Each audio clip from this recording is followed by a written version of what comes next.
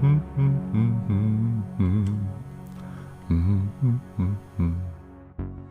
Homestead, Florida, stands one of this generation's megalithic structures, built by a single man named Ed Leedskalnin.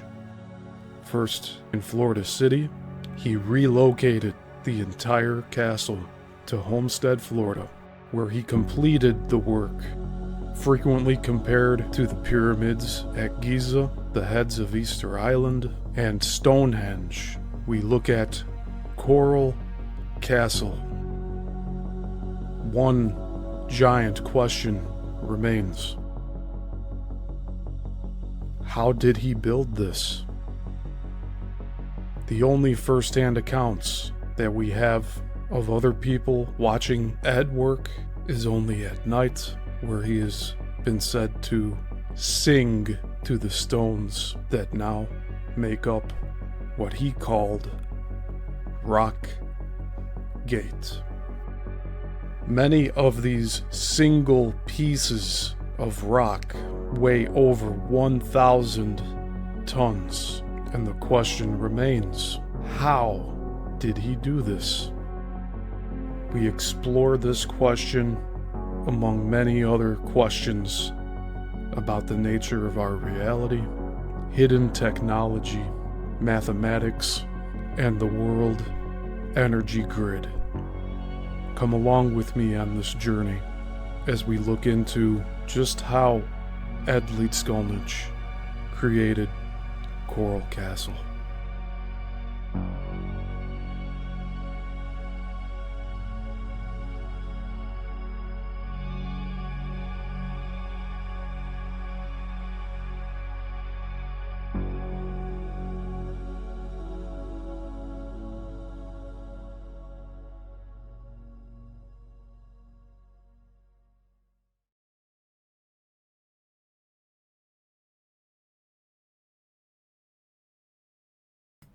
Hello everyone, welcome to the Yissel Missile Productions channel.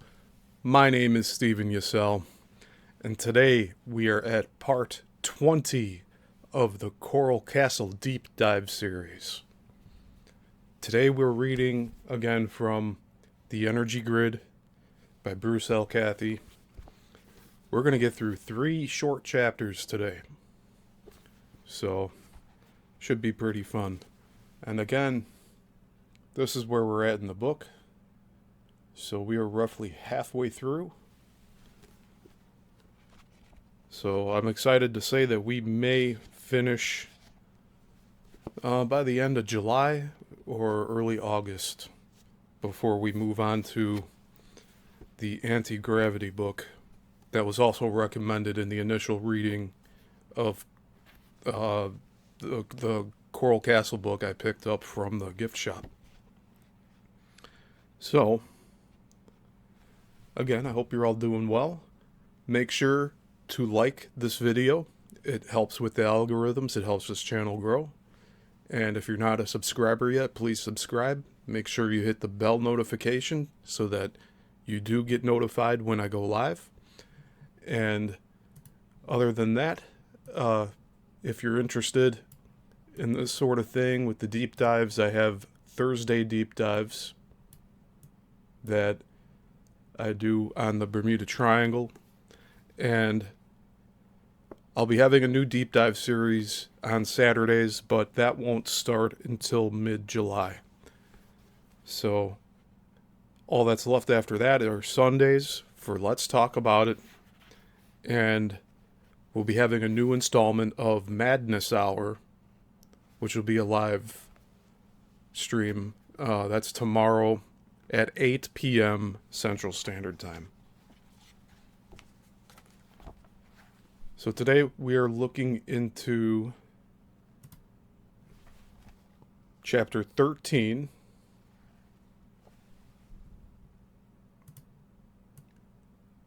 And that chapter is titled Space Communication.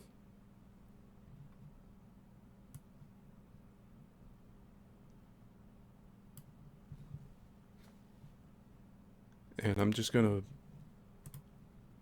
fix up the video here, and then we shall get started. Hey Ivy, good to see you.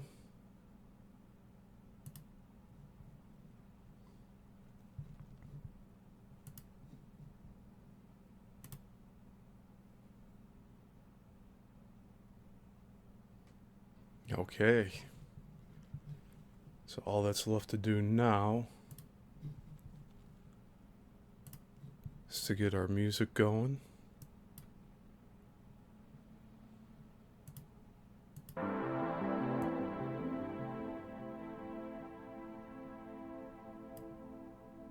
There we go.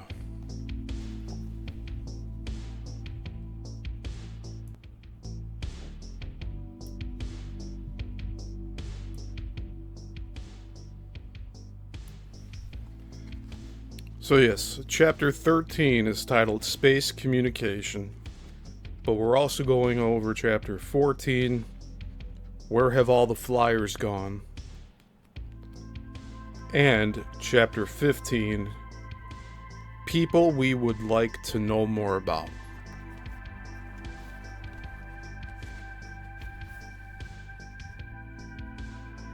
And again, these are all short chapters, so we should get through them fairly quickly today.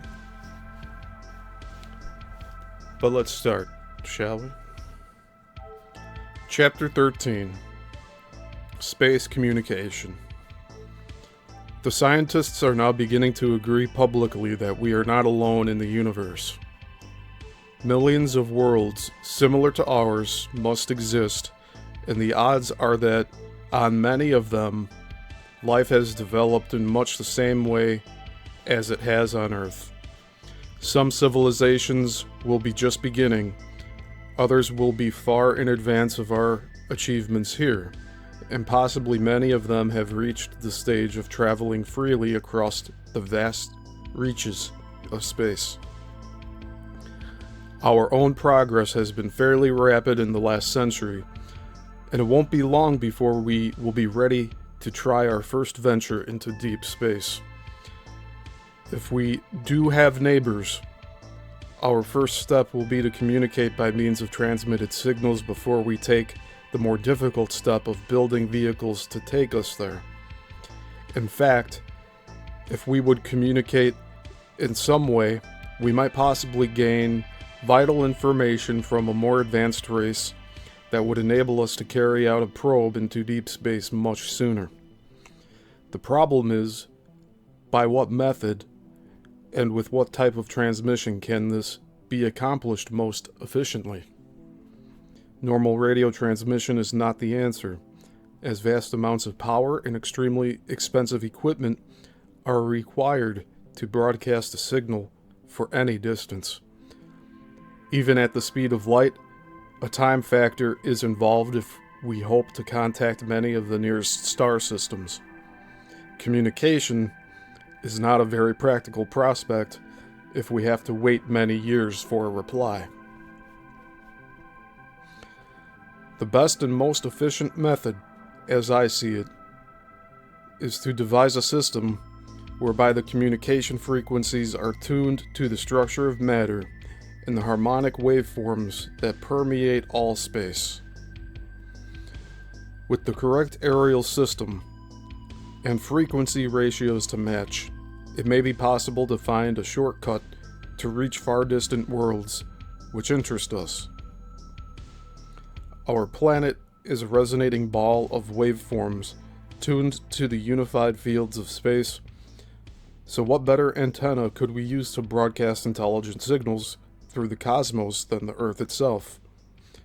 If a method could be found to superimpose coded waveforms within the natural grid of the Earth, then they would permeate through space within the electromagnetic fields which join all the planetary bodies of the universe.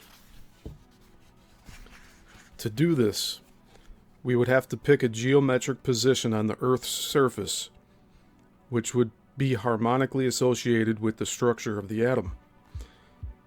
Then we would have to design an aerial system that would enable us to resonate the whole world. It would then become a spherical broadcasting antenna of immense potential, causing any signal imposed upon it to be spread throughout the galaxy. It is possible that, unbeknown to the United States Navy, they have solved the problem. With our present technology and a few $1 million, the job can be done. In the 16th of August, 1973 edition of The New Scientist, I found an article headed, "New Home for America's Doomsday Radio. Project Sanguine," spelled Sanguine. The transmitters proposed for sending the retaliation signal to America's missile submarines following a nuclear attack has quietly slipped back into gear, having been held up for 4 years by environmental protests. 2 new sites have been selected for the aerials that spread over literally thousands of square miles and beam their submarine messages through the Earth's crust. Project Sanguine, as it is known, will, if and when completed, enable the President of the United States to activate his second strike missile submarine force lying hidden in deep canyons on the ocean bottom. It will provide the only remaining communications link between a continental America destroyed by a nuclear first strike and the deeply submerged submarine fleet, which will then hurl retaliation against its aggressor. Sanguine will use extraordinarily low frequencies, somewhere between 30 and 100 hertz, which have never before been used for communications purposes. Their great advantage is that they will propagate through the Earth's crust, penetrating the ocean bed from below, providing radio communications with deeply submerged submarines for the first time. Sanguine's buried aerials will have to cover an area of anything up to 100 miles square, and will have to carry currents so strong that in early experiments they ring telephone bells, interfered with TV reception, and electrified fences on the surface above. The Navy has awarded contracts worth $3 million for design proposals for a system and expects to place full-scale development contracts next year. Again, you have to keep in mind the time frame of this book here. If we go by the revised edition, this is 1997. Sanguine's use of frequencies previously employed only on national security grids and electricity grids. Let me reread that. Sanguine's use of frequencies previously employed only on national electricity grids is only an extreme example of a long-term trend in radio communications with submarines. Conventional MF, HF, and VHF waves are rapidly absorbed by seawater and cannot be used. But even before the First World War, it was realized that about 40 kilohertz attenuation rapidly falls off and communication becomes impossible. As the frequency is reduced from 40 to 10 kilohertz, attenuation falls from 2.2 to 1.1 decibels per foot. All naval powers have long had stations operating in the lower part of this frequency band. Unfortunately, any radio aerial, if it is to be an efficient radiator, must have a length equal to at least 1/4 of the wavelength of the radio wave to be transmitted. At these frequencies, the wavelengths are so enormous, say 20 miles, that this is physically not possible. very low frequency, or VLF, stations are all of great size and use very high power to compensate for the low efficiency of their aerials. By 1969, several Project Sanguine research teams were in existence. RCA had $4.3 million contract to run a test facility. The U.S. Navy had $20 million put on one side for research in the following year. And there was talk of a final $1,500 million system. So I think we're saying $1.5 billion.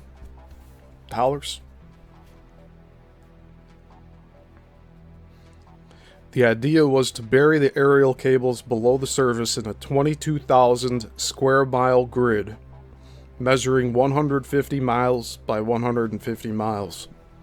The rectangles of the grid pattern would be 8 miles by 8 miles, and at each crossover point there would be a buried amplifier feeding current into the grid. Maximum current flow would be 300 amps, and this would create a magnetic field of 1 Gauss and an electromagnetic field of 0.35 volt per meter.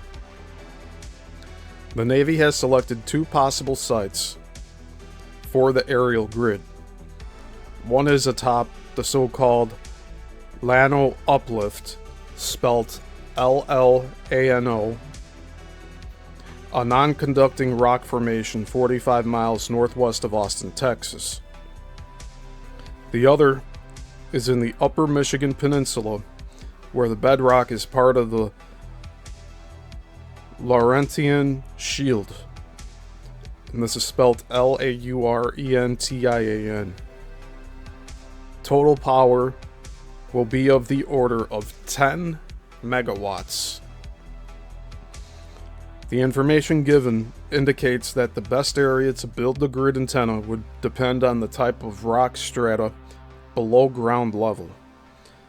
The right type of strata would act as a waveguide, it is suggested.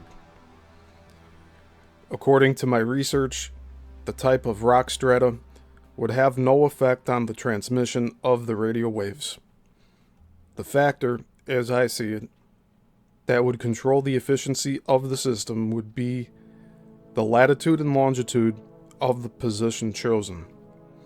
Because of this, I believe that the site suggested northwest of Austin, Texas, would be an ideal location for the job.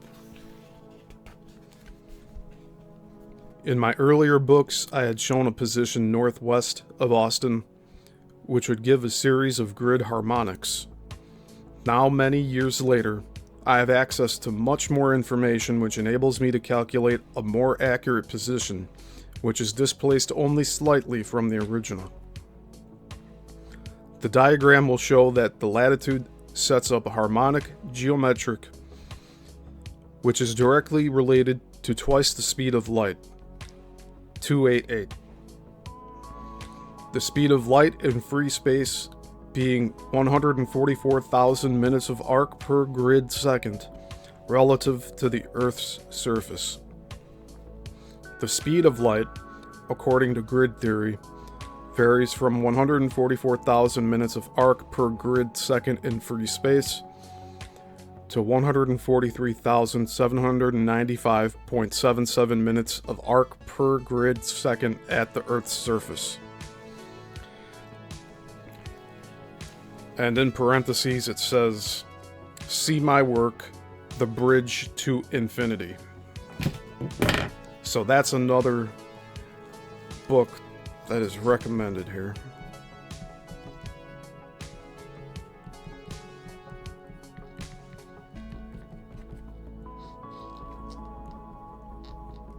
And that's by Bruce L. Cathie.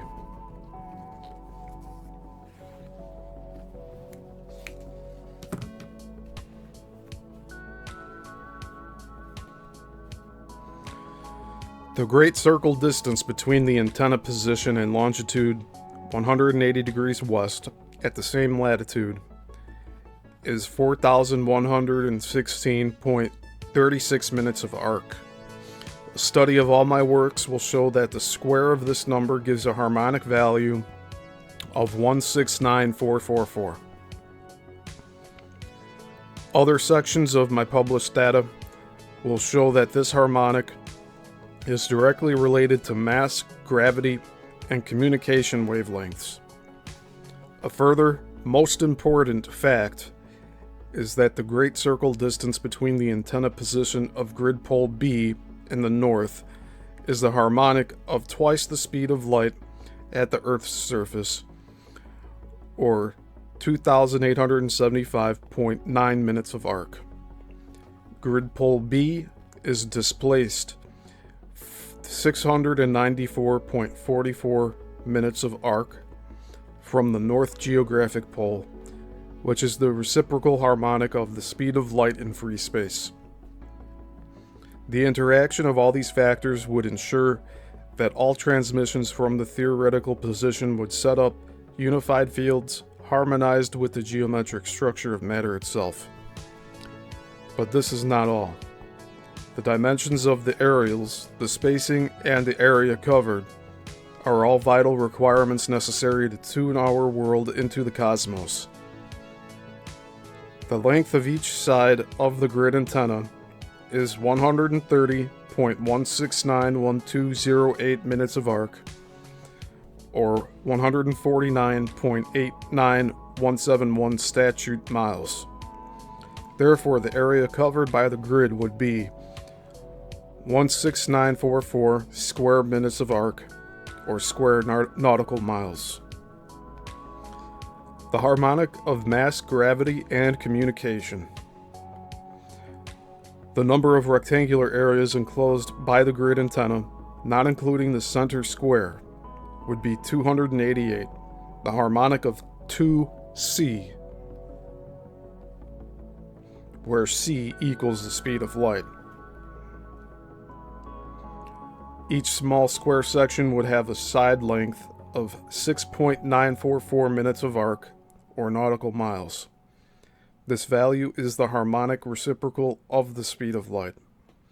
6.944 nautical miles is equal to 7.99612 statute miles, or 8 miles.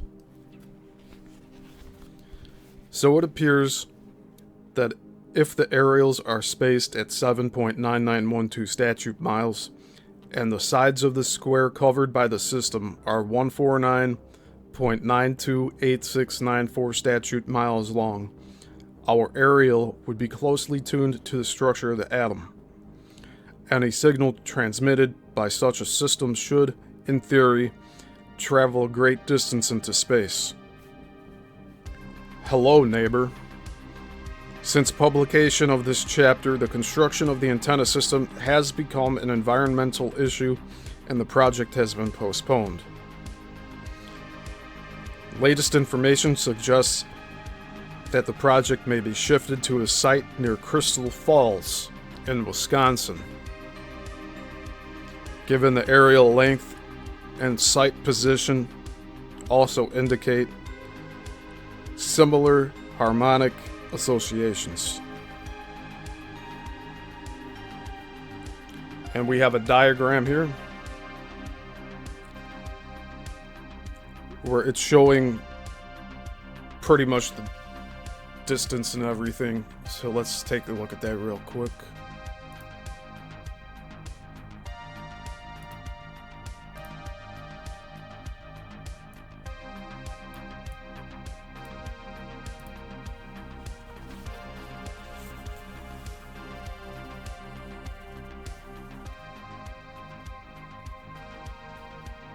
So you have 180 degrees west longitude, you have the great circle, the theoretical antenna position, and on the other side, longitude 98 degrees, 11 feet, 56 inches west.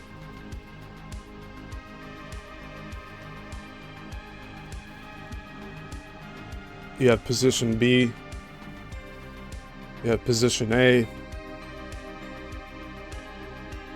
and then you have the latitude 30 degrees, 36 feet north, And you have Austin, Texas over there.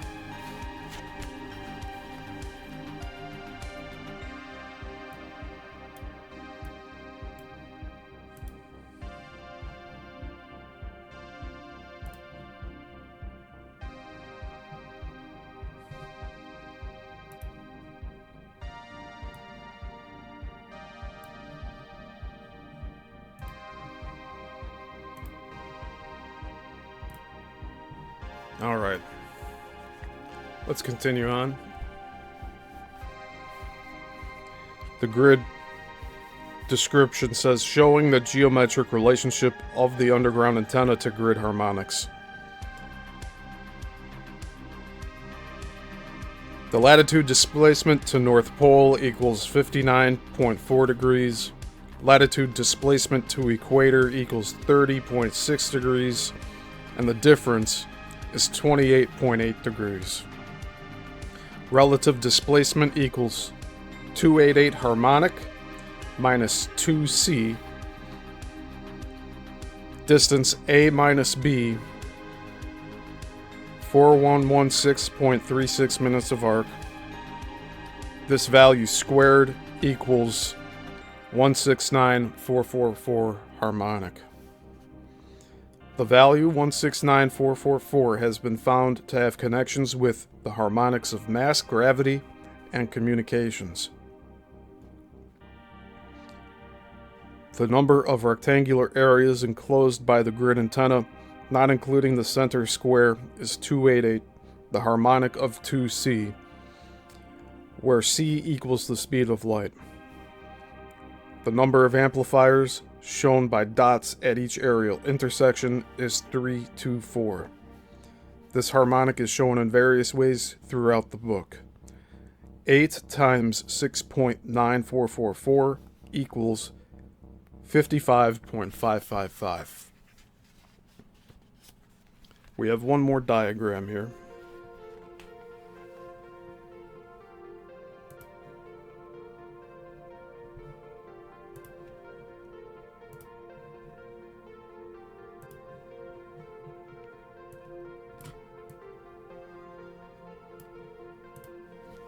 Alright, so diagram 11.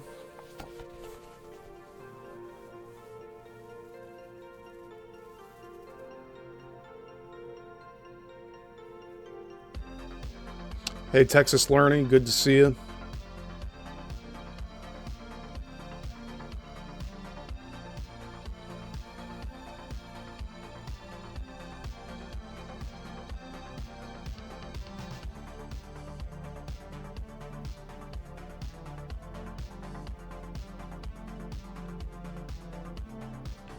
So if you're a little lost with this, I'll just say that this is giving us a visual example of how the grid system's laid out with these antennas. It'll make more sense as we go along.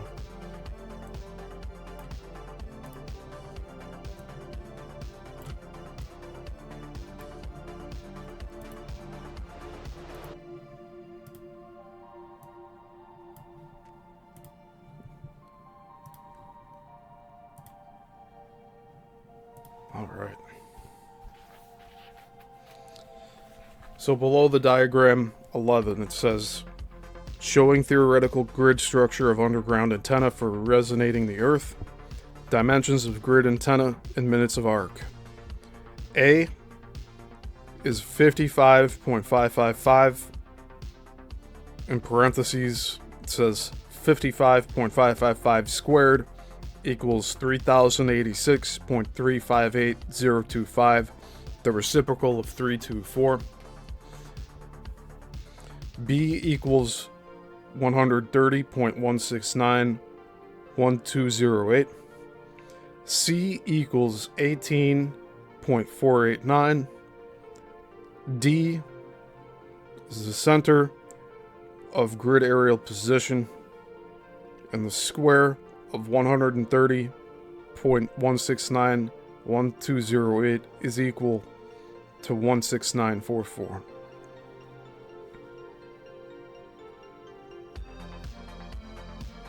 So again, this was showing a grid antenna and the way that it's laid out.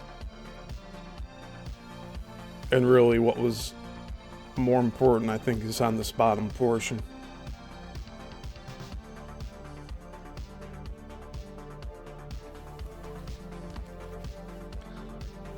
That's the end of chapter 13, so let's get into chapter 14. Where have all the flyers gone? Just checking the chat here. Hey, Joel Burgess, good to see you. He says he's just out night fishing and wild camping. Very cool. Very cool. Yeah, we got people watching from all over here, so this is good. We're getting some cool information today. Alright, so this next chapter is going to be pretty interesting, especially we're getting into the UFO grid system now. The next two chapters for today. So let's get to it. Chapter 14. Where have all the flyers gone? The 5th of December, 1945.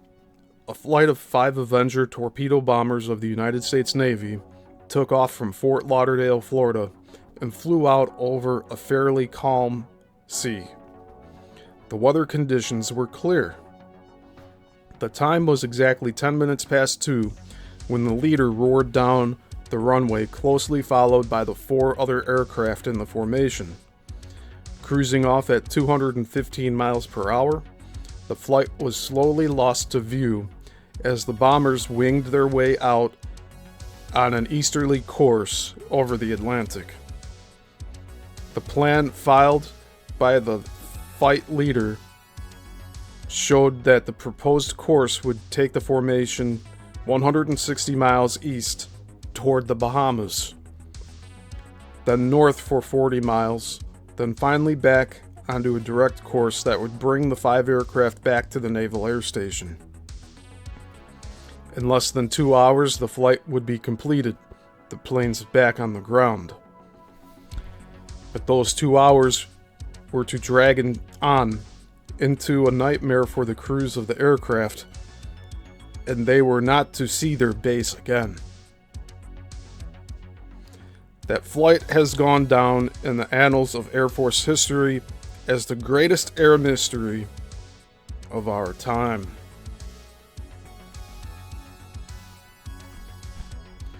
Word came from the formation at 3:45 p.m. when a strange radio message was received in the operations control tower at Fort Lauderdale. The flight leader spoke in a bewildered manner. He was obviously worried. He radioed, quote, "We seem to be off course. I'm not sure of our position," end quote. More calls were received over the next hour, and each time the leader seemed increasingly at a loss to what was happening to his flight, and as to where it was.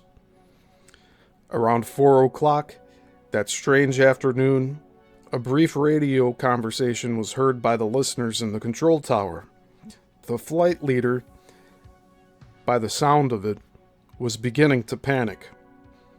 He had turned over the command to another pilot. The last message from the now overdue flight was received at 4:25 p.m.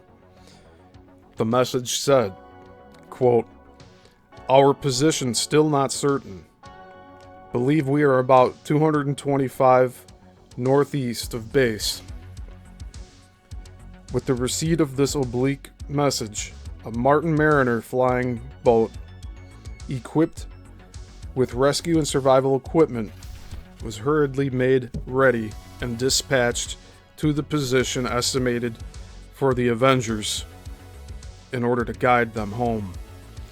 Meanwhile, the control tower was desperately trying to raise the flight commander, but no more was to be heard from him or from any of the other pilots. It was as though the flight had never taken place. The anxious tower operators then tried to contact the Mariner that had been sent off to help the Avengers find their way home. There was no response. Communication with all 6 aircraft were lost. I want to say they're talking about Flight 19, which we've covered in the Bermuda Triangle Deep Dive series. But this is Coral Castle, and these instances are popping up here. So let's continue. By now, the operations personnel were thoroughly alarmed. The Coast Guard at Miami were contacted, and almost immediately, a Coast Guard rescue plane was sent off to follow the path of the other aircraft. After a thorough search of the last estimated position of the Coast Guard pilot reported back that no sign of the 6 missing planes could be found. Surface craft were sent out, and the area was searched throughout the night. By morning, there were 20 vessels methodically scouring the sea, and soon they were joined in the air by 240 search aircraft. 240 search aircraft, flying in a pattern from Florida to the Bahamas. For 2 days, an unceasing search was kept up. The area, scrutinized by sea and air as it had never been searched before, extended up to 300 miles from the coast over the Atlantic and 200 miles into the Gulf of Mexico. Not a single trace of the 6 missing planes were found. The search area was then shifted to the inshore areas and around the sinister Everglades, in the faint hope that the aircraft had, for some inexplicable reason, flown inland. Before it was over, the search operation covered some 250,000 square miles to become the most intensive air-sea search ever undertaken. But the results remained negative. The 6 aircraft had disappeared as though they had vanished from this earth or into another dimension.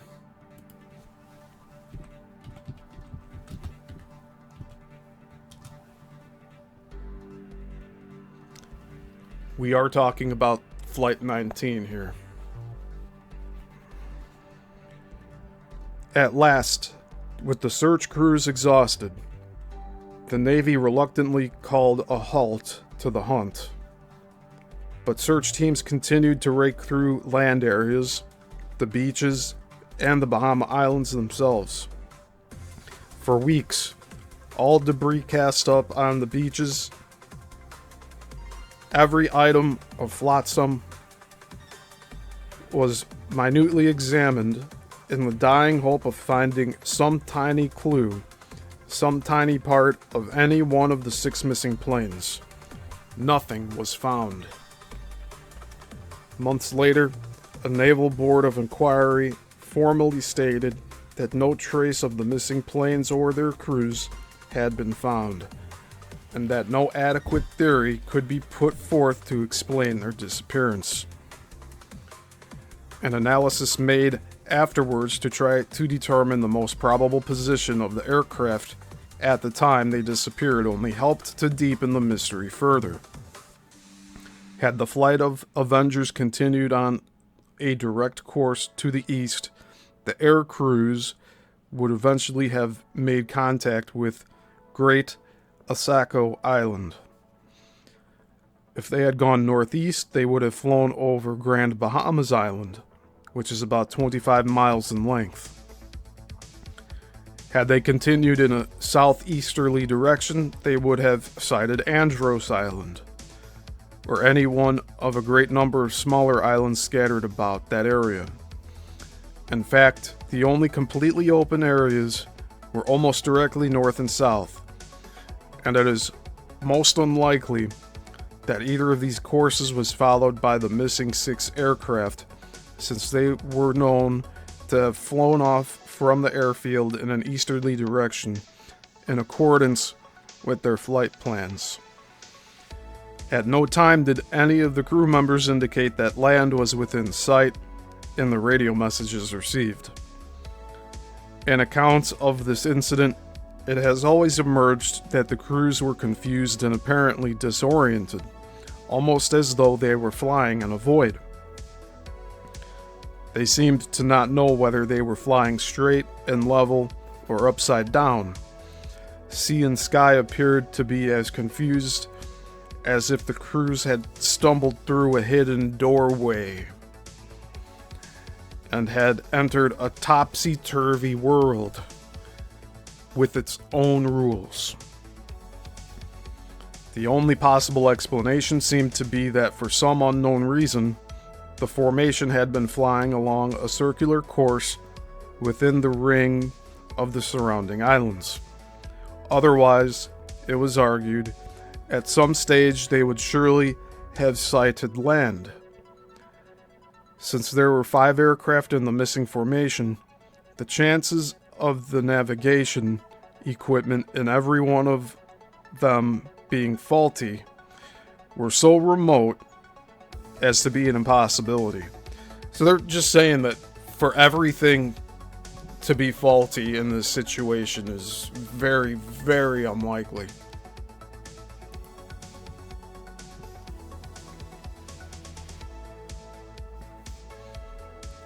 All equipment had been thoroughly checked out and passed as fully serviceable before the exercise.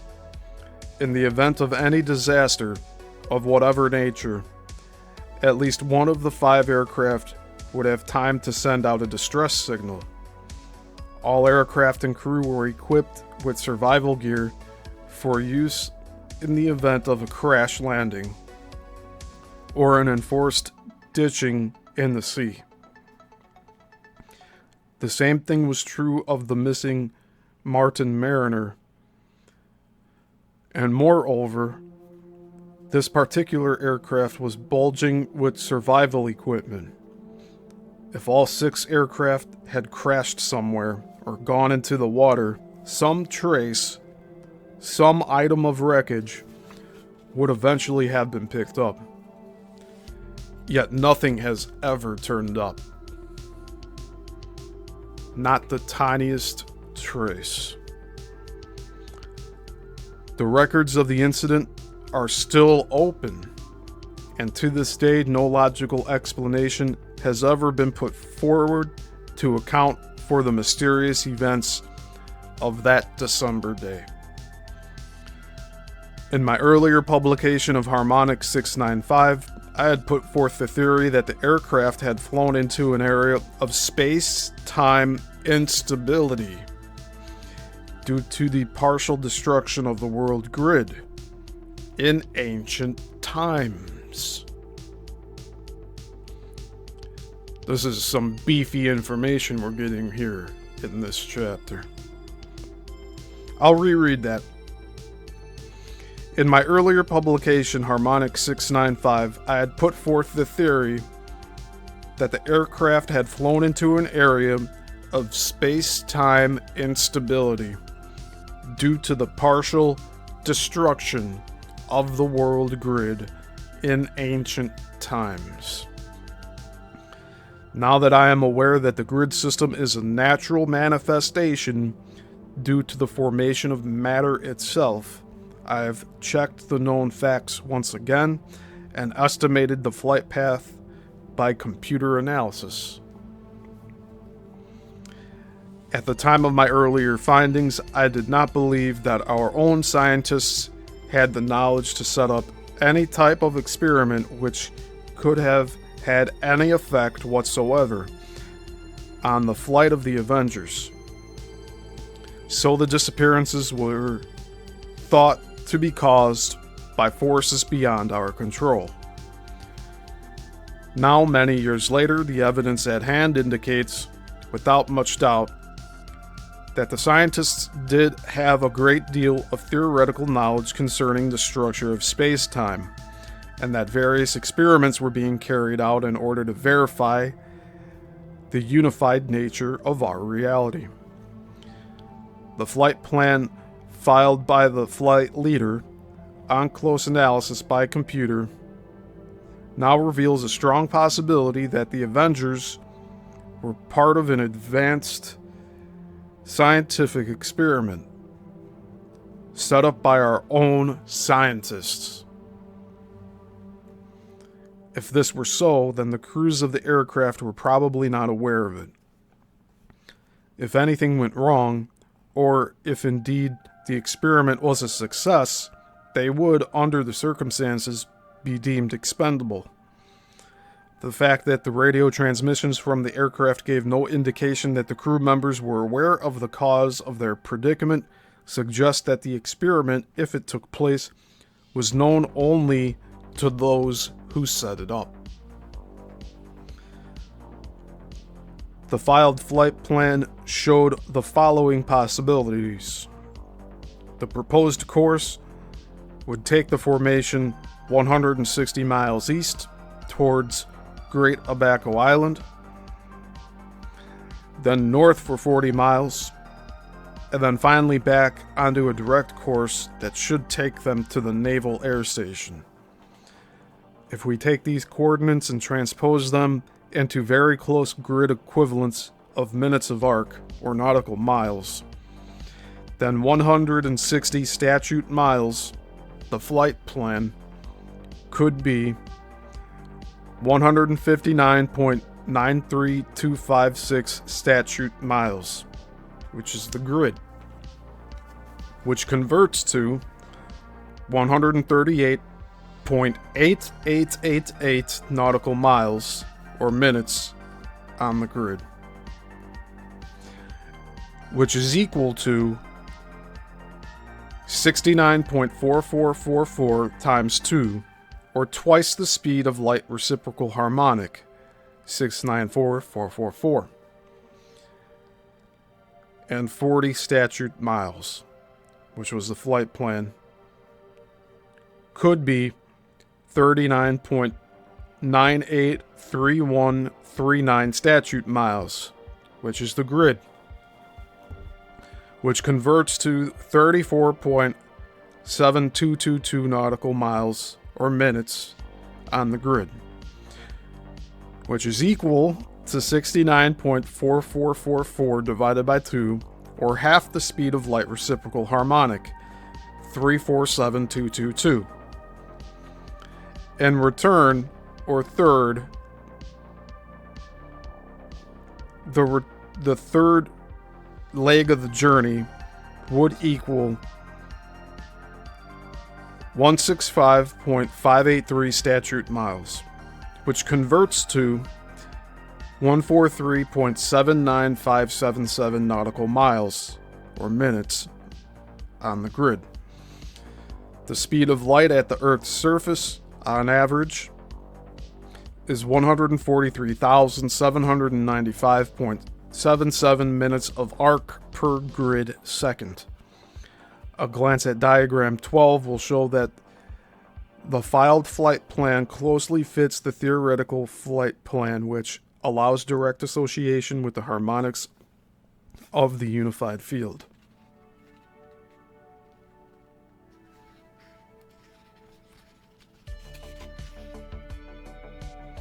So we'll look at that diagram at the end here of this chapter.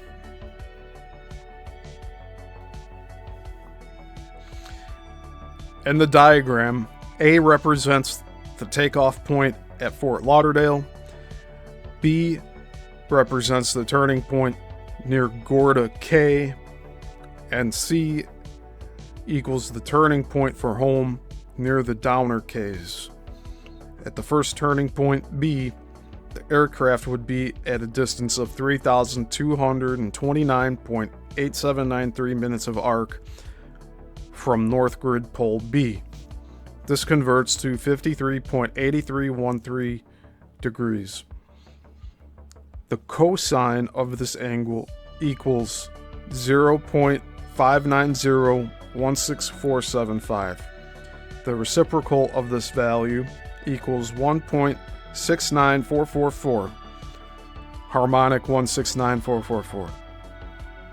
This harmonic is associated with mass and gravity.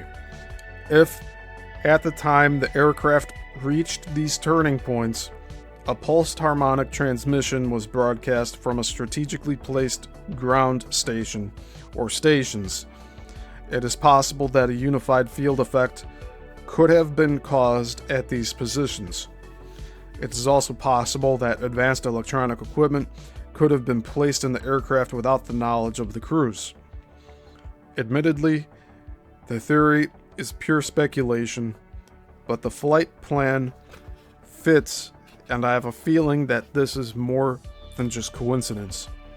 As I said in my initial publication, I believe that all aircraft were completely disintegrated or moved through time-space. Where, may we ask, have all the flyers gone? Do they still exist in some kind of a space warp? Were our own people responsible? So we're going to take a look at this grid here.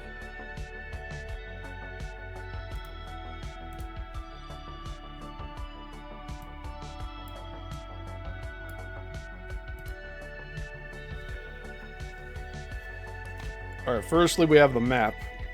Map 6 says map showing estimated intended flight path of 5 Avenger aircraft from Fort Lauderdale on December 5th, 1945.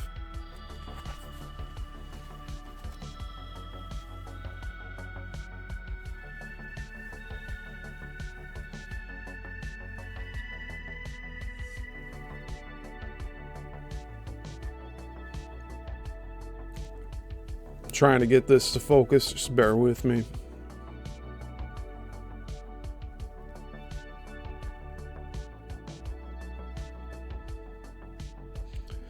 But you can see over here, here's Fort Lauderdale. There we go, we got... Yeah, this map's a little hard to focus in on here. I apologize.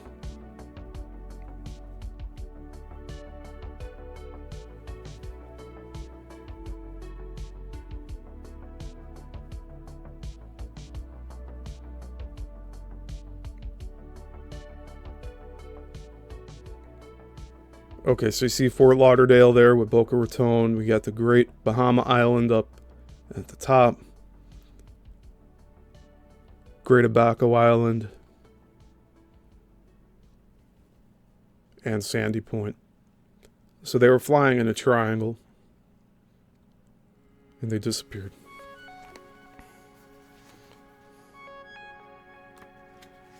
And then the diagram we were talking about earlier. This says showing estimated flight of Avenger aircraft at the time of disappearance, December 5th, 1945.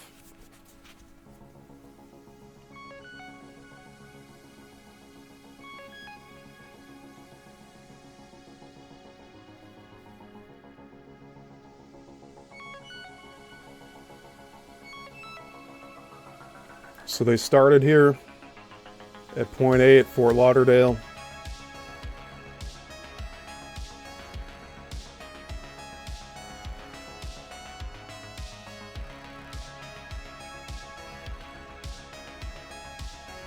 And then that was the next plotted point for them to turn.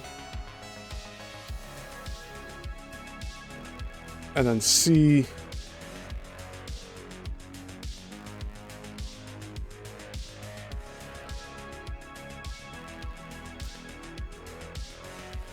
And then I forget what that D was again. So,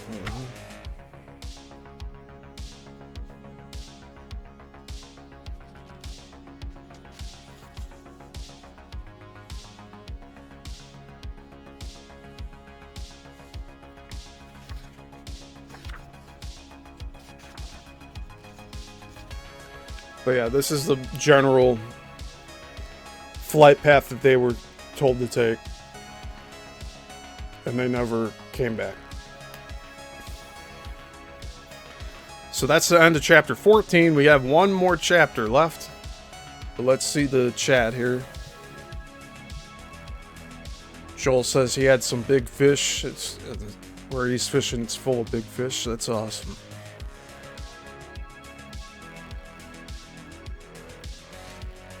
Joel says being ex-military, it sounds like a cover-up. Yeah, this Flight 19 situation does seem like that.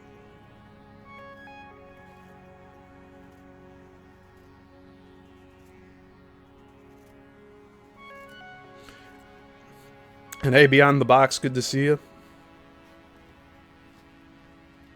Great to have you here. Alright, we're 55 minutes in. We have 9 pages left to go. Won't be too much. But that's chapter 15. I promise I'll do 3 chapters today, since they're all pretty short. So chapter 15, people we would like to know more about.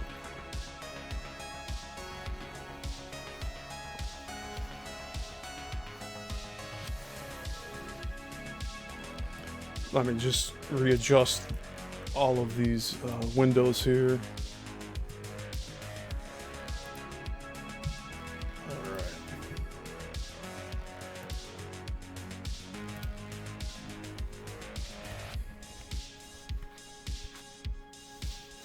Oh, Beyond the Box. Beyond the Box in here with a super chat of $10. Holy moly.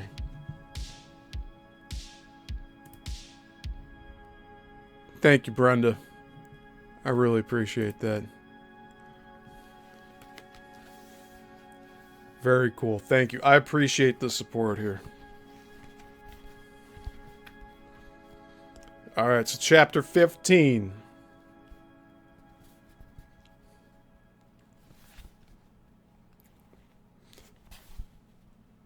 You know, actually, before I start, Beyond the Box did say something in their super chat. They said, "Hi, Steve."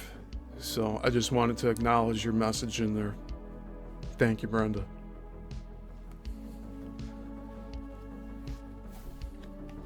Yes, thank you. Okay, so chapter 15. People we would like to know more about.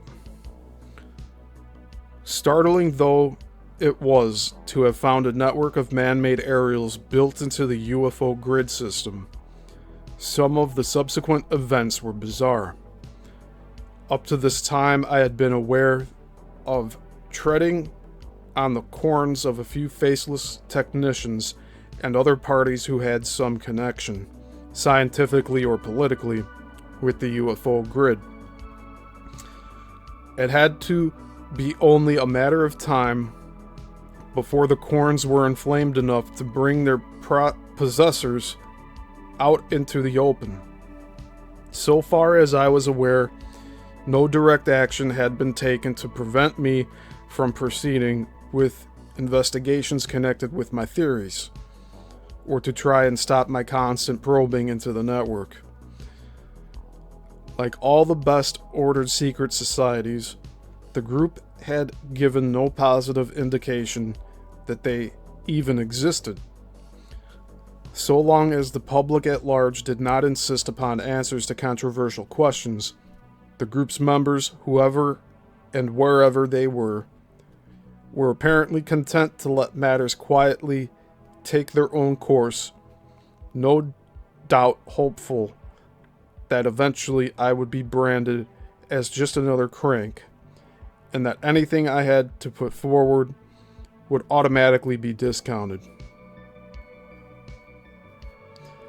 I was fully aware that there was a possibility that I would be written off as a crank, but I soon decided that this was a chance I would have to take anyway.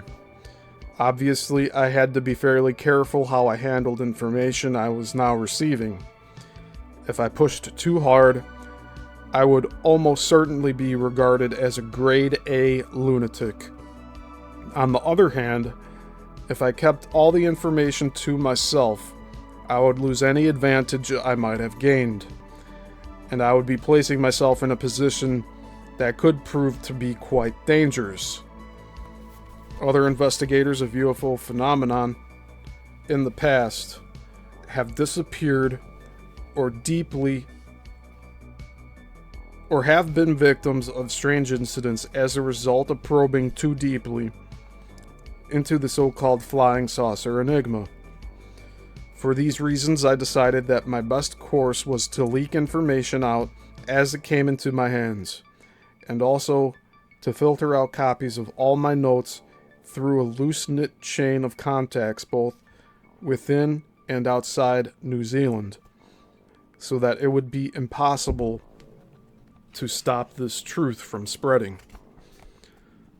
All the evidence so far gathered would be in the hands of certain newspapermen, so that it could be transmitted via the wire services immediately any move was made to stop my investigations. If any move. So there was a typo in this book. If any move was made to stop my investigations. I had no intention of becoming involved in some weird cloak and dagger game. Certainly, I have never regarded my investigations as either a game or a harmless hobby.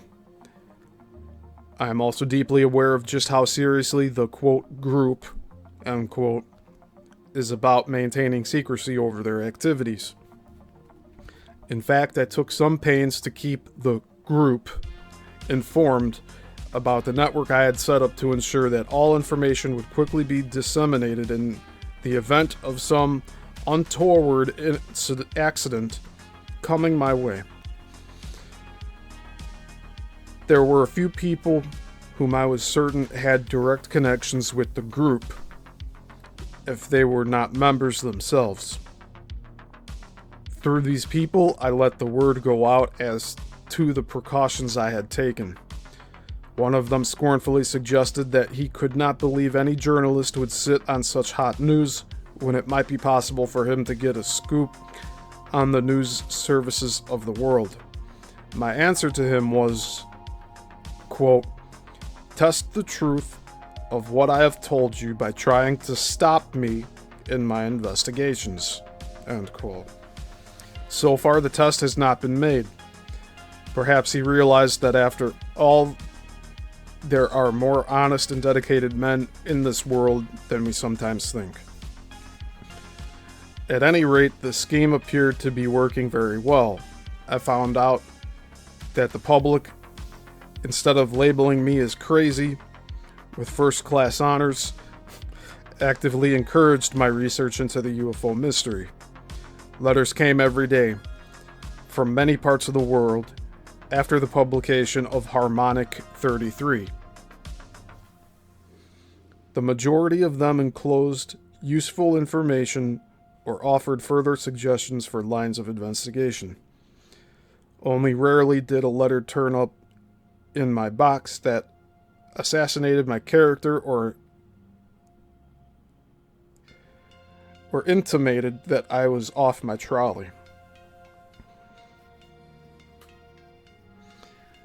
It was clear that a large slice of the reading public knew that there had been something going on which they were not being properly informed about. On reflection, I think it was this flood of encouragement that came through my post box, more than anything else, that drove me on with my investigations.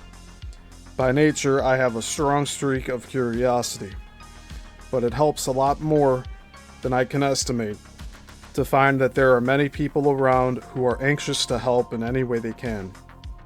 When we photographed the first UFO transmitter, which I found to have a connection with the UFO grid, though our opposition must have blown their cool. We had made 10 prints of the photos, and these were in my possession when, a few days later, I was scheduled to carry out an airways flight to New Zealand's South Island. On the night of March 16th, 1968, I was to stop over in the capital, in Wellington, and on the next day, fly to Invercargill, New Zealand's southernmost city. Returning the following day, March 18th, via various centers throughout the country. I was well aware of the significance of the photographs we had taken, and I considered it unsafe to leave them at my home while I was absent. I had stowed them into my Airways brief bag, and during my stay in Wellington, I contacted the American Embassy's air attaché. I had told them, or him, the whole story, stressing that the photographs were in my possession. Until this time, in fact, I had passed a great deal of information to the Americans by way of the embassy. There had been 5 personal discussions with the air attaché at his office in Wellington up to this time. At first I had thought that the embassy's interest in my research was because I found something new. As time went by, I realized that this was not the case. On the contrary, it soon became clear to me that the scientists were well ahead of anything that I had been able to discover. So the embassy's interest was more in order to keep tabs on what I might be finding, and to see if I did happen to come upon something that the scientists did not already know. I was content to go along with this situation because I believed that everything I did, discovered, or theorized should be kept in the open. If, on the other hand, the Americans or anyone else wanted to keep their findings a secret, well, that was their business. I felt that once it was known that I had acquired a certain level of knowledge, they would have to admit something of the state of their own research, even if to do so was only in an attempt to dissuade me from continuing my own line of research. The air attaché, in fact, turned out to be a valuable source of information, help, and encouragement.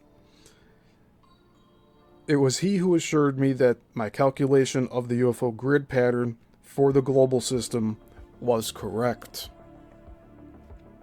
Among other items he passed on to me, intensive UFO research was being carried out at Wright-Patterson Airfield in the United States. The scientific laboratory there, set up for the purpose, was described as a complex of buildings covering a large area and staffed by many of the world's top scientists.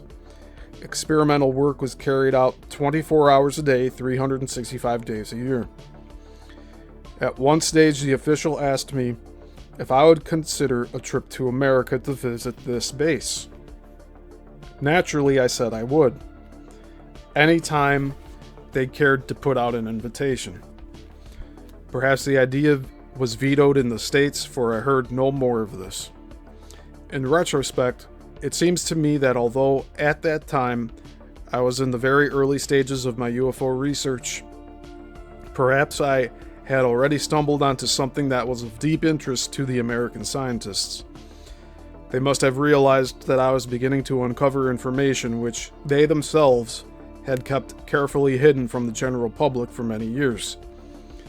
The following night after this visit to Wellington, having taken pains to inform my embassy contact that I had the photographs of a transmitter with me, I stayed at the Grand Hotel in Invercargill.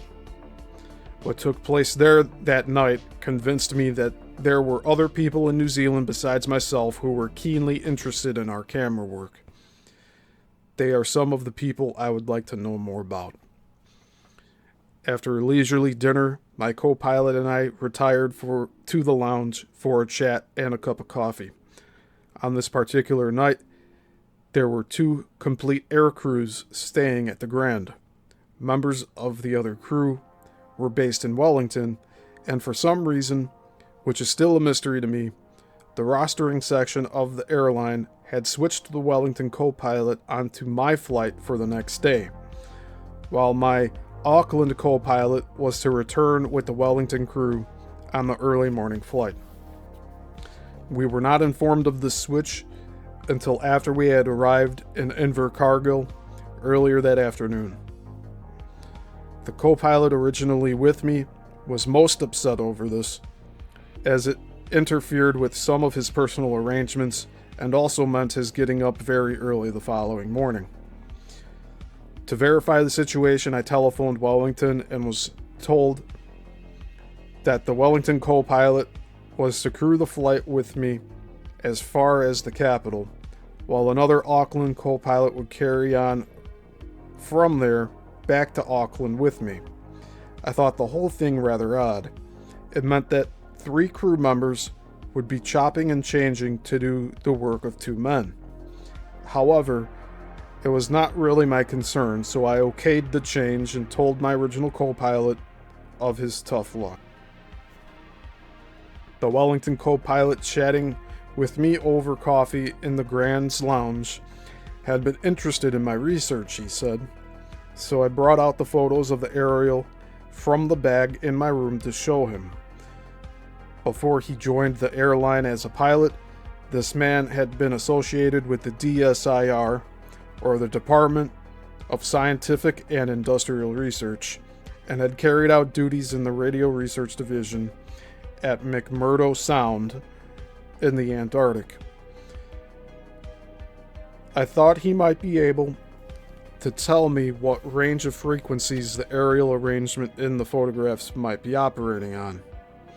We were soon deep into a discussion on this point. He tried to persuade me that the aerial was a completely mundane affair in common use among ham operators for normal transmissions. Suddenly, we were interrupted by a tall, conservatively dressed man who had wandered over from the company of two similarly attired gentlemen sitting around a table some distance away from us at the center of the lounge. This sounds like the Men in Black. You got 3 agents coming up to him. Just before the stranger came to a halt at our table, I had slipped the photographs back into their large envelope, and this was now resting on my lap. So I'm sure he was unable at any time to see that the photographs were related to broadcasting equipment. Moreover, the table at which he had left his 2 friends was quite some distance away, and certainly he would have been out of earshot. He asked me if we were talking about duck shooting, and if we were interested in that sport. Somewhat nonplussed at this gambit, I told him we had no interest in ducks or any other kind of sporting birds, and that we were in Invercargill for reasons quite unconnected with shooting. Then I asked him if he was staying in the hotel. He said that he was. He had, he said, a farm some miles distant from Invercargill, and he and his wife, of whom there was no sign, were in town to celebrate their wedding anniversary. This certainly seemed odd to me, and the sensation I was experiencing that this was no ordinary casual hotel lounge encounter increased when the stranger drew up a chair and sat down with us, intent on carrying the conversation on for some time. I studied him more closely. He was aged between 45 and 50, over 6 feet tall and well built, although rather slim for his height. His features were on the rugged side, and his face roundish. A small fold of skin under the lower lip gave one an impression that at some time he might have been in a minor accident or suffered facial burns that required slight surgery. His hair was dark, slightly grayed, and thinning. His eyes light-colored and conveying an impression of considerable intelligence. His hands were long-fingered and strong, but not as rough as one would expect in a farmer. He wore a dark suit and black shoes. The suit was of conservative cut, well tailored, though from a material I would describe as coarse, almost cheap. Perhaps this was one of the factors that made me feel he was odd. After talking for a while about ducks, he suddenly switched the conversation onto an entirely different channel. He asked if we were interested in ham radio or radio stations. Trying not to show my surprise, I told him we were not particularly interested. Privately, I began to wonder how I could get rid of him without being obviously rude. He continued to insist that we must be interested in radio. He said he had a friend not far out of town who had a ham radio setup, and if we were to go with him, we would be very intrigued with the equipment. I tried to tell him that we were not very interested in radio, and that as it was now after 9 o'clock, we certainly did not feel like taking a trip out of town to see a ham operator's gear. He then countered with the information that he knew someone in a local government radio station, and would we care to go with him to meet his friend there and discuss radio matters with him. By this time, my co-pilot was looking distinctly uneasy. Suddenly, he stood up and excused himself, disappearing into the TV lounge. This left me alone with the stranger, wondering how best I could get rid of him without making a scene about it, and at the same time, getting my envelope of precious photographs into a safe place. Finally, I made it clear to him that I was not prepared to leave the hotel for any reason. He at once asked me to write down the name of his friend at the government radio station on the envelope on my lap so that I could visit him next time I found myself in Invercargill with nothing better to do. It seemed to me that he wanted to put a name on the envelope so that he would be able to claim it as his if somehow he could get possession of it. Needless to say, I kept a firm hand on the envelope as he talked on. From the conversation that followed, I gathered that on the previous evening, he had been aboard an American ship, which was in the port at Bluff, and had had a few drinks with the captain in his cabin. He hinted that if I were interested, I could go with him now to visit the ship. He did not explain how he had met the American captain, or how he had managed to get aboard the ship. This omission added to my suspicions, and I made up my mind to get rid of him. I stood up rather abruptly and excused myself, saying that I had some urgent business to attend to, and made to walk away. He became apologetic and did his best to keep me talking. He said he hoped he had not embarrassed me or my friend in any way. I left him then, and walked through the lounge past his two friends, who were still sitting at their table downstairs to the main office. His two companions looked like businessmen. They had been keeping an eye on us all this time.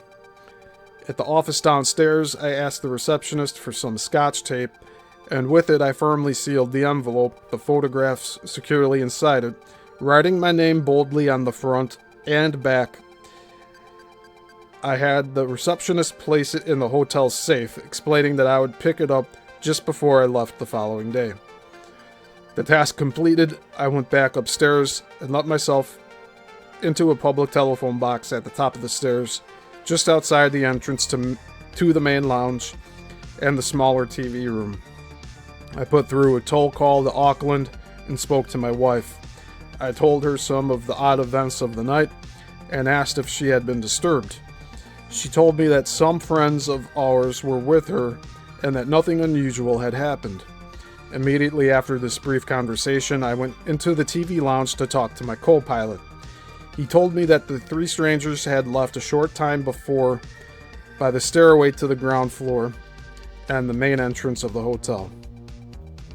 Back down the stairs, I went to ask the receptionist who the three men were who had just left, to ask whether they were staying in the hotel. All I got was a blank look. Who was I referring to? There were no men of that description staying in the hotel. She had been at the desk the whole time. No one had passed her office. No one had gone out of the main doors. In full view of her desk and less than 10 feet away. Anyone leaving by the stairs from that first floor would have had to leave by those doors. There was no other exit. Doors leading into the bars at the back of the ground floor were locked at this time of night. The only other means of egress would be from the first floor upward by means of the fire escapes. I was beginning to feel as confused as the girl was looking. I went back up the stairs once more and asked my co-pilot if he were certain that the men had left by the main stairs. From his seat, he could see the top of the staircase quite clearly, and he confirmed that they must have left by the main entrance just a short time before. How had they come into the hotel, and how did they leave? How did they pass the front of a receptionist without being seen? Who were they, and what were they after? I am positive that our darkly clad friend was no more a local farmer than I am. I still wonder frequently what would have happened if I had left with them and taken that offered trip to the radio station outside of the city. A few days later, I was again passing through Wellington. I contacted the United States Embassy and told the air attaché of the incident. I added that I was aware that I was being kept under observation, and that if any of the people who contacted me were overseas agents, my advice to him was to see to it that they stopped bothering me. The New Zealand government at this time was fully aware of my activities and had given me written approval of my research. If anyone caused me trouble, I told them, I would immediately make known all the facts, the evidence, the theories, everything I had put together so far. The attaché was sympathetic and asked for more details about my encounter with the three strangers in Invercargill. Later on, he confirmed that an American training ship had been at Bluff over the period I was there, but no more information than that was forthcoming. The three men were not New Zealanders, I'm sure. Wherever they were from, though, remains their secret. During an operational flying period, it is necessary each day to have a full crew on standby duties at the airfield to allow unforeseen crew changes due to sickness or accidents. One morning in February 1969, I was carrying out a 4-hour stretch of one of these duties. Over morning tea with some other crew members in the upstairs cafeteria of the Manjeri Airport, Auckland, terminal building, I was the victim of another odd occurrence. Not far away from where we sat at another table was an unusual-looking couple busily examining an expensive camera, laughing over its mysteries like a pair of children. At first, I gave them little more than a casual glance and was half turned away from them, talking to a captain having a quick coffee before flying an airliner south to Wellington. After some moments of conversation, I turned around. For some reason I have never been able to fathom, to look directly at the two who were still fussing over their camera. At the precise instant that I turned to face them, the man raised the camera, aimed it at me, and took a photograph. Then, just as quickly, he continued to fumble with the instrument and turned it back to his companion as if the incident had never occurred, perhaps hoping that I had noticed nothing. I was so surprised by this action that I was at a complete loss as to what I should do. After all, there was nothing particularly sinister about the event. He could have been a collector of photographs of airline pilots for all I was to know. Somewhat embarrassed, I turned back and resumed the conversation with the other skipper, at the same time wondering why a complete stranger would want to take my photograph.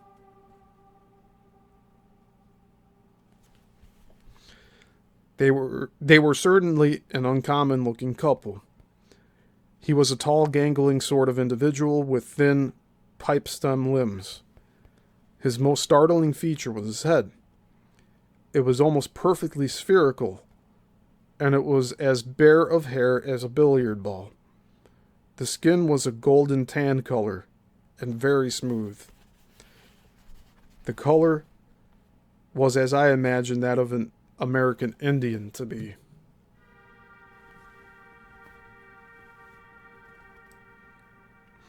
I imagined that he would never have any need to shave. Not only was his head round, it was small in proportion to the rest of his body. He was dressed in light-colored slacks and a bright reddish, short-sleeved, open-neck shirt. In spite of his thin body, he looked to me to be very fit and agile. She was the exact antithesis of her friend. Although slender, she was shorter than he. Her features were long, almost aquiline. She wore her jet black hair long down over her shoulders in an old-fashioned style. Her eyes were very dark and large, and accentuated by a very pale, almost pallid skin. She wore a dark skirt and blouse. She was an unusual looking person, but in her way attractive, although in a crowd she would certainly not attract as much attention as her companion.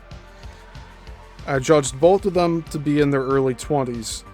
They looked friendly enough, one might even say jovial. Whatever their business, I cannot say there was at any time anything suggestive of sinister intent about them. But they worried me, and when I returned to the crew room some 5 minutes later, leaving them still engrossed in animated conversation at their table, I couldn't stop wondering who they were. After a few moments, my curiosity got the better of me. I decided to go back upstairs and have another good look at them and, if possible, talk to them. I went out to the operation room door, which is in a corner of the main foyer of the terminal building, and pushed my way into the crowd milling about the nearby ticket counters, heading for the flight of stairs some 20 yards away. I had only gone a short distance through the crowd when I nearly bumped into the tall stranger who was striding in my direction. We gave each other a surprised look, and then, like a startled rabbit, he turned about and scuttled off through the crowd to disappear into the far end of the building. This second encounter took only a few seconds, and I had no chance of catching up with him without causing some sort of disturbance. Besides, I had no real reason for pursuing him. He had done me no harm, at least none that I knew of. The next best thing to do, I decided, was to have another look upstairs to see if his companion was still sitting there. If she were, no doubt he would soon be rejoining her. However, upstairs there was no sign of her. Like her friend, she had disappeared. After waiting for a few minutes, I went back to the crew room. It was on the face of it a quite trivial incident. Most people would have forgotten it within a few days. Even now, quite some time after, I find that the whole thing is still vividly etched on my mind. I'm intrigued by the questions they brought into my life. Who were they? What were they up to? Why did the man take my photograph? Why did he run off looking so very startled when we met in the crowd? And where were they from? Until now, I have found no real evidence to support the popular belief that aliens from another world are walking in our midst. Over the years, there have been many stories and some striking accounts of contact between humans and non-humans. Logic tells us that with all the evidence that there now exists pointing to sustained contact by scientists of this planet with beings connected with the UFOs that visit our skies, there has to be direct communication between humans and aliens at some level. It follows that there is every likelihood for aliens to be among us. If it turns out that there are indeed aliens here already, I would in no way be disconcerted to discover that the odd couple I encountered at the Manjuri airport cafeteria are among their representatives. And if by some chance the round-headed gentleman who took a photograph of me or his companion should chance to read this, here is a message. I hope you will contact me and satisfy my curiosity. Why did you take the photograph? Why did you take my photograph? And what have you done with it? And that is the end of chapter 15.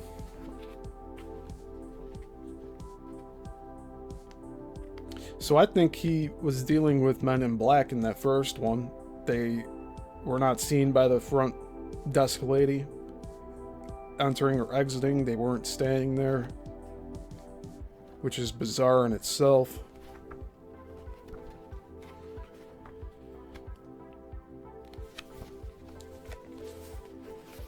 But man, what a wild thing, huh?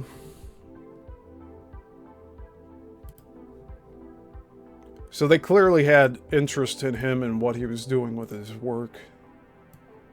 And I would have gotten really pissed off at the person pretending they didn't know how to use a photography camera and then pointing it at me to take a picture. I would have approached them right away and been like, hey, what are you doing? You just took a picture of me. And they probably would have played it off, though. But next week's chapter will be chapter 16, The Secret of Life by Leedskalnin and Dylan's Magnetic Canopy. So this is getting into some more detailed research here. And that's about 17 pages long. So it'll run about an hour and a half to 2 hours next week.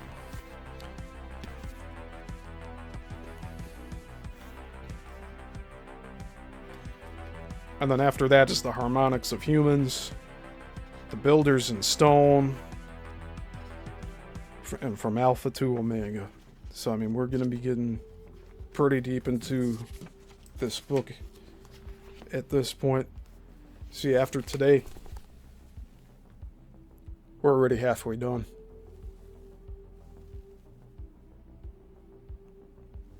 Over halfway.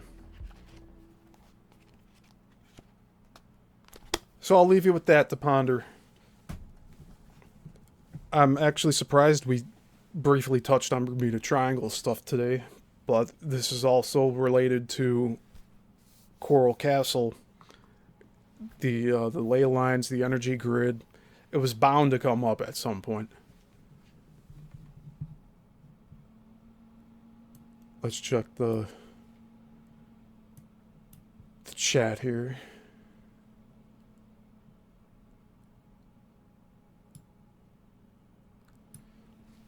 Joel says there's a lot of paranormal and UFO activity in the UK.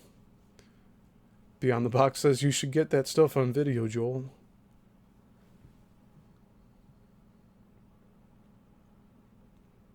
And Joel says he can hear something around him. He keeps hearing trees bracketing.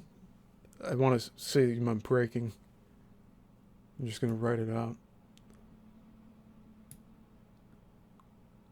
Yes, Joel says he'll see what he can get on camera. I'd like to see what you get. And it's 1 a.m. there in the UK. And it's just getting stranger. 3 a.m. is the witchcraft stuff hours.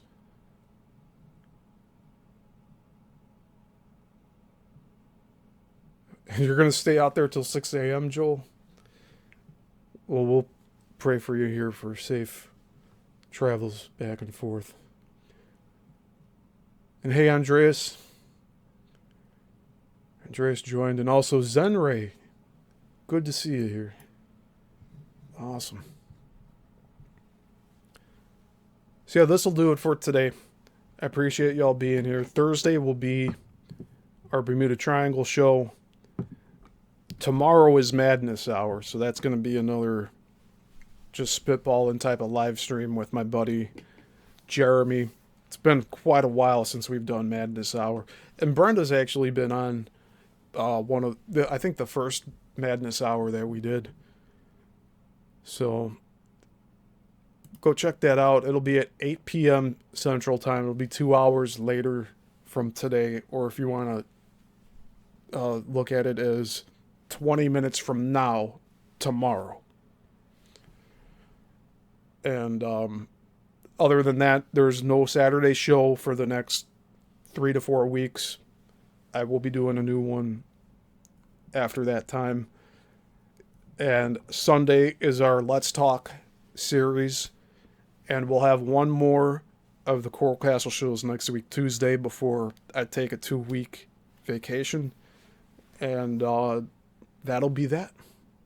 So I really appreciate you all being here. And thank you, Ivy. Good to see you still here in chat. So, again, that's it for today. Hope you all take care of yourselves. And until the next one, class dismissed.